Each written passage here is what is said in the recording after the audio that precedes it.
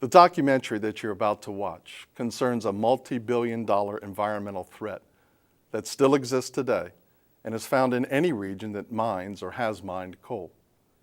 Waste coal, referred to as culm or bony by some of the local folks in this documentary, is a type of coal with extremely low BTU value that was commonly discarded and left on the ground for hundreds of years, a practice that created water pollution and a public health and safety hazard.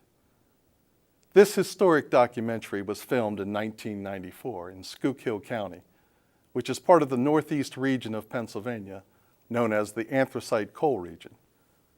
The anthracite region is a quite unique region. It is the only place in the world where anthracite coal is found, and it is the United States birthplace of what was then a new and unique type of technology that converts waste coal into energy. Many years have passed since the filming of this documentary. However, the conversion of waste coal into electricity continues today and can now be found in various states and regions of the United States. As a viable, environmentally beneficial alternative energy source, it fulfills the energy needs of hundreds of thousands of homes. It remains today as an integral part of our national effort toward energy independence, security, and full employment, while still representing the most significant tax-free effort toward resolving our grave environmental problem. Accordingly, the numbers and facts quoted in the film, such as waste coal tonnage converted or consumed, acres of land beneficially reclaimed, jobs, wages, and economic expansion produced, tax dollars saved, and kilowatt hours of electricity generated, have all increased in both number and value since the filming of this documentary.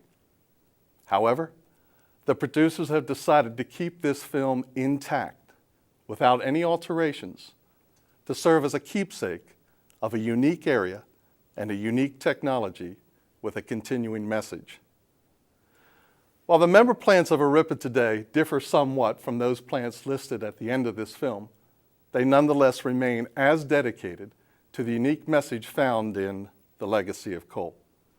That message being that the heritage of any region producing coal includes the opportunity, with technology, to convert waste coal into energy and other beneficial uses. Current information on the waste coal to energy industry and the ARIPPA member plants can be found on the internet at arippa.org. Why not visit today and learn more about your energy future? In the meantime, settle back and enjoy the film.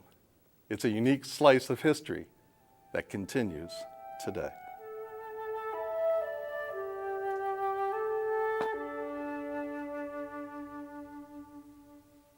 The people of northeastern Pennsylvania have always lived in the shadow of coal. For before there was coal, few people settled in these hills and valleys. The mining companies that came and prospered are gone, but they've left a reminder of their presence. It is not prosperity or wealth they have left behind. It is a legacy measured in far more costly terms.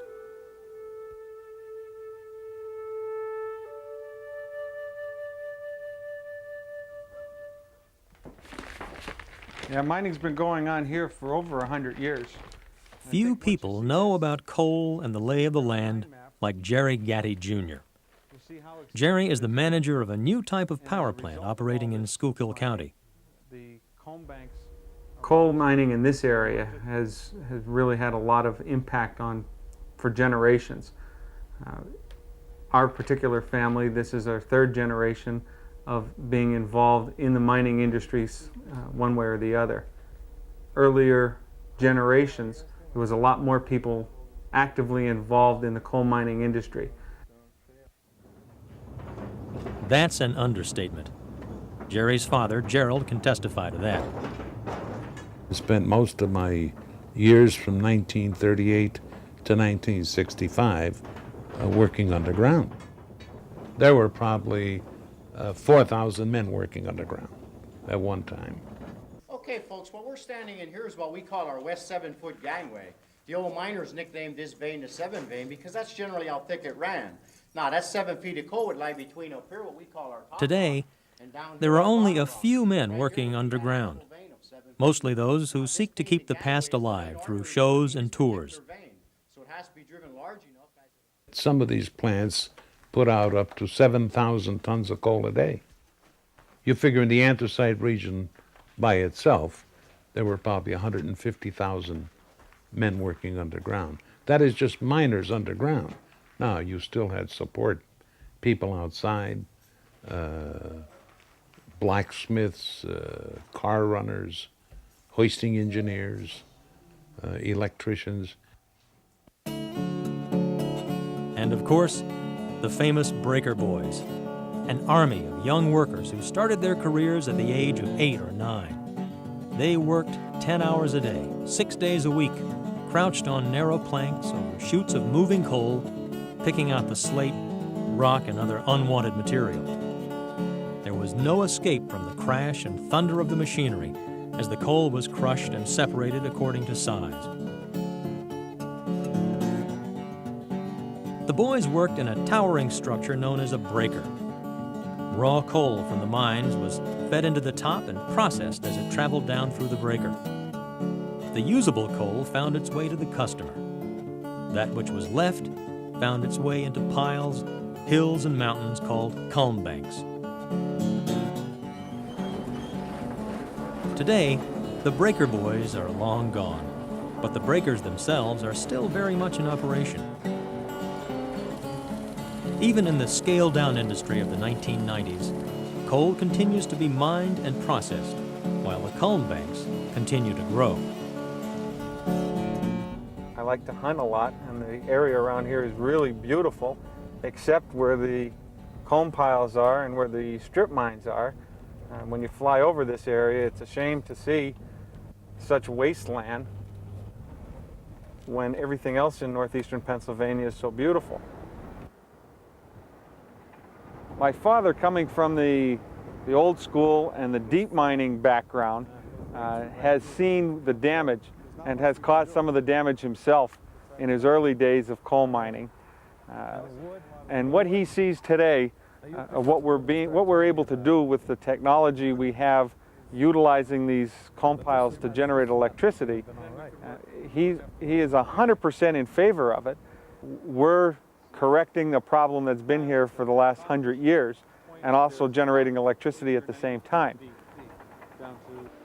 Here, the Schuylkill County Commissioners are getting to see the challenge firsthand. Dave Martin, spokesman for an industry group known as ARIPPA, explains. There are literally hundreds of millions of tons of that waste material out there, and it's not just laying there benignly smiling at the universe. This stuff catches on fire, it slides down a mountain and blocks roads. Worst of all, people don't really think about this, every time it rains, it leaches acid out into the ground. The groundwater table, it picks up minerals, it kills all the fish in the streams. It's a real environmental problem. Today, this problem is finally being reversed. Cogeneration plants, which burn culm to generate both electricity and steam, are becoming a familiar sight throughout the region. With 10 plants in operation throughout Pennsylvania, these cogen plants, as they're commonly called, can generate enough electricity for 320,000 homes. That's enough power to serve a population larger than Allentown, Scranton, and Wilkes-Barre combined.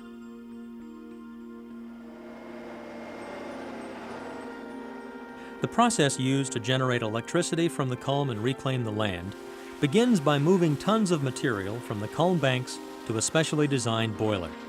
Jerry Gaddy explains how it works. Well, the culm is burned in a modern circulating fluidized bed boiler, equipped with the latest pollution control equipment and technology. It's this new technology that guarantees clean stack emissions. In fact, most electric utilities will be spending a lot of money on costly new pollution control equipment for their aging plants in order to comply with the new Federal Clean Air Act, whereas the modern culm burners today already comply with today's standards, but also easily comply with the future requirements that the Act will impose. In fact, stack emissions more than comply with future requirements. Emissions today are already 6 times cleaner than the federal standard set for the year 2000. Each of the plants are equipped with large turbines.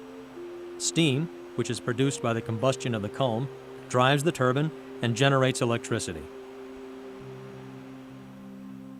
The electricity is then sold wholesale to local utility companies for resale to their customers.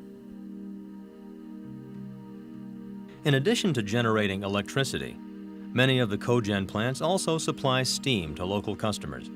This greenhouse is located next to a cogen plant. Like industrial parks and coal silt dryers, it is just one of many commercial users of steam attracted to Pennsylvania by this economical source of heat, bringing with them hundreds of employment opportunities. After the culm is burned, the ash, still warm from the combustion process, is used to fill acres of abandoned strip pits. The alkalinity of the ash helps neutralize the underlying acid mine water. As it hardens, the ash forms a cement-like foundation, which is helpful for future development on the reclaimed land.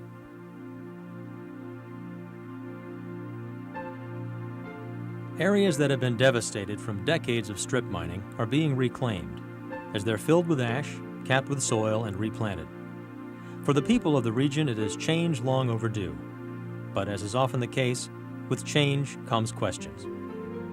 Well, the initial startup, the community had a lot of concerns and questions when the cogen plant was even in the design stages. It was a fairly new concept to our area. Many of the people didn't understand what it was all about, and there was a certain resistance to change. I didn't want the plant here. In no way, shape, or form did I want the plant here. I fought them. We were in the paper every day. We just didn't want this plant here. But if I would have known then what I know now, like I stated before, they're very helpful, they're good to the community, and they're a good neighbor. There were many concerns about the plant not being able to burn this waste product we call culm. It's nothing more but rock from coal. And many people thought it impossible for this technology to work. The plant not only burns it burns it safely, burns it efficiently. Like many small communities, the towns and villages of the anthracite region are cautious in the face of change. But along with the gradual renewal of the land has come the beginnings of an economic renewal. Well, as a banker, I think the involvement in the community has been very positive. After seeing the mining industry decline for about 25 years, this is the first sign that we've seen a resurgence in that particular area of employment and growth. Tony Sanduch is just one of many longtime residents who work at a cogen plant. In the maintenance team, everybody here is from the local area, from McAdoo, Hazelton, or Frackville. The people that work here will spend their money in the local economy. Should I copy, sir? Yes, please. The economic activity generated by the plants has a direct impact on surrounding communities. Much of the local economy depends on the people who work in these plants, industry suppliers, and other related businesses. Local businessman Rick Patton has experienced the impact of the cogen plants firsthand. As the co-owner of a power transmission parts company, he has seen direct benefits. The cogen plants have been a very positive impact on local industry. In regards to our business, primarily, we've been able to do things that have moved us along faster. We've been able to bring more inventory in and work with the cogeneration plants. Based on a study conducted by the Energy Center of the University of Pennsylvania, the ARIPPA plants would generate about 4,000 jobs in the Pennsylvania economy. Associated with that would be about a quarter of $1 billion in purchases and wages that will be pumped directly into the economy. And of course, this is topped by $1.5 billion in capital expenditures and investment and associate construction jobs that come with the construction of the ARIPPA plants. Day in and day out, the work continues, changing both the economic and physical landscape. By the time we're done here, we hope to have reclaimed about 400 acres of coal wasteland and also of abandoned strip mine.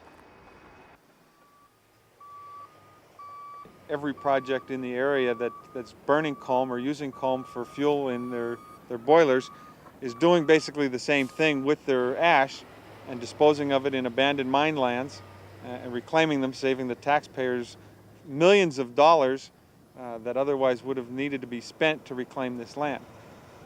There's a project not far from here, about 4 or 5 miles, where the federal government spent about $12 million in the last 4 or 5 years to reclaim an abandoned mine pit. Here we're going to reclaim 400 acres of abandoned mine pits at no cost to the taxpayers. The ARIPPA plants will be consuming 6 million tons of coal annually, generating 4.2 million kilowatt hours of electricity. The ashes produced in the process will be sufficient to fill 110 acres of abandoned strip pits. And in the process, about $17 million annually will be saved for the state. A cheap energy source at a site where I can locate plants who may need steam or high temperatures for their product, it's right there with the cogeneration plant. I'm getting rid of coal, I'm generating electricity which I can sell off to the utility. The excess I can use in my industrial park where I've created jobs, which means I'm bringing more money in and moving within the area.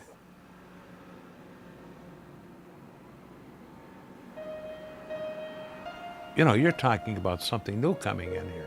The minute I looked over what was going on, I thought, well, this is the answer. This is the answer. They're a good neighbor.